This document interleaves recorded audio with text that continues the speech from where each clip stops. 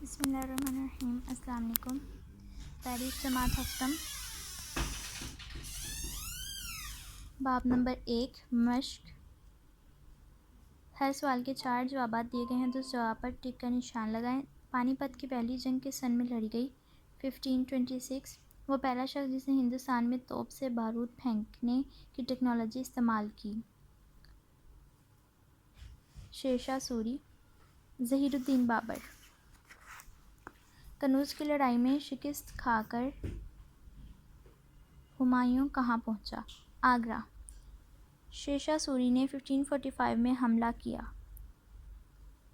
کالنجر پر۔ 1545 میں شیر شاہ سوری کے انتقال کے بعد تخت نشین ہوا؟ اسلام Shah Suri. Next question number 3، متن کے مطابق خالی جگہ پر کریں۔ 1526 میں محمد بابر نے پانی پت کی پہلی جنگ میں ابراہیم لودھی کو شکست دے کر مغلیہ سلطنت کی بنیاد رکھی۔ اسلام شاہ سوری نے 1553 میں وفات پائی۔ شیر شاہ سوری نے اپنے اہلکاروں کا ہر 2 یا 3 سال کے بعد تبادلہ کر دیتا تھا۔ جنگ کواہاں کے بعد ہمایوں نے رانا ثائقہ کے خلاف ایک مہم کی سربراہی کی۔ شیر شاہ سوری ایک معمولی حیثیت سے صرف اپنی صلاحیتوں کی بنیاد پر برصغیر پاک و ہند کا بادشاہ بنا۔ نیچے دیے گئے بیانات میں سے درست کے سامنے ٹک اور غلط کے سامنے کراس کا نشان لگائیں۔ برصغیر پاک و ہند میں مسلم حکمرانی کا سلسلہ 633 میں مکران سے شروع ہوا۔ درست۔ نصیر الدین محمد ہمایوں 1508 میں قندھار میں پیدا ہوا۔ غلط۔ شیر شاہ سوری نے فوجی نظام کو براہ راست اپنے کنٹرول میں رکھا۔ درست۔ 1545 میں شیر شاہ سوری کے انتقال کے بعد اس کا بیٹا اسلام شاہ سوری تخت نشین ہوا۔ درست۔ صوبے کا سربراہ منصف منصفاں کہلاتا تھا۔ غلط۔ کوسچن نمبر 5، کالم الف کو کالم ب سے ملا کر درست جواب کالم ج میں لکھیں۔ محمد بن قاسم کی سندھ آمد 712۔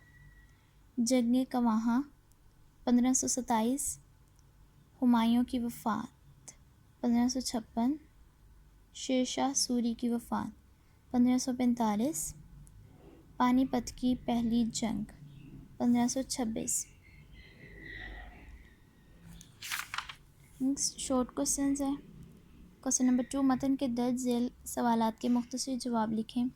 ہندوستان کی تاریخ میں مغل بادشاہ ہمایوں نے اپنی سلطنت ایک دفعہ کھونے کے بعد دوبارہ کیسے حاصل کی؟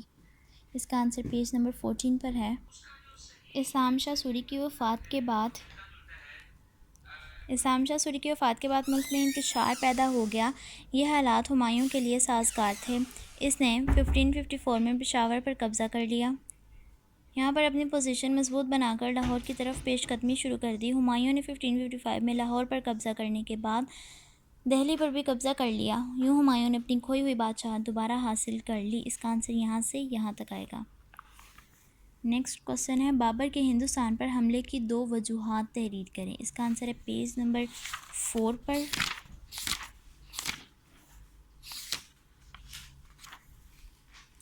بابر کے برصغیر پاک و ہند پر حملے کی وجوہات، اس میں سے آپ نے کوئی سی 2 وجوہات لکھ لینی ہے۔ نیکسٹ کوسچن ہے، کنوج کی لڑائی میں شیر شاہ سوری نے ہمایوں کے مقابلے میں کیسے کامیابی حاصل کی؟ اس کا آنسر ہے پیج نمبر 13 پر۔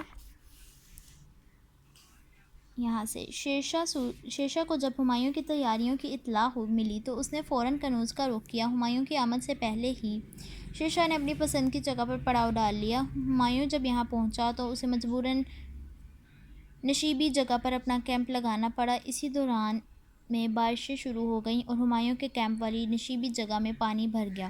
جب ہمایوں کے سپاہی پانی کی وجہ سے اپنی جگہ بدل رہے تھے تو شیر شاہ نے اچانک حملہ کر دیا۔ ہمایوں کے سپاہی بغیر لڑے میدان سے بھاگ نکلے۔ یوں شیر شاہ نے یہ جنگ جیت لی۔